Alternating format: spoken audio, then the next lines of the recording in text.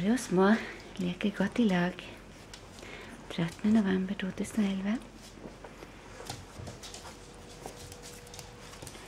Dina Tipphaugen, dette her.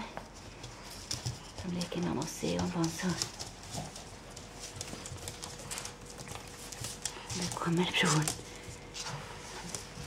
Våre Isak. Demetrius av Tipphaugen.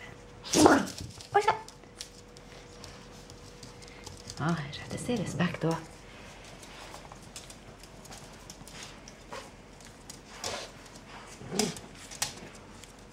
Det er far og sønn, Ossi og Bonzo, som leker med dem. Og setter litt i dem. Artig sier han Ossi, kan ha respekt for faren. Ja, fin flokk. Gutter, de er så flinke. Nå skinn. Kan vi gå og finne de her små tingene litt mer?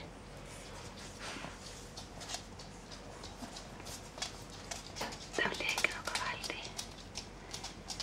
Knoll og tott kaller de for. Ja, det gjør jeg.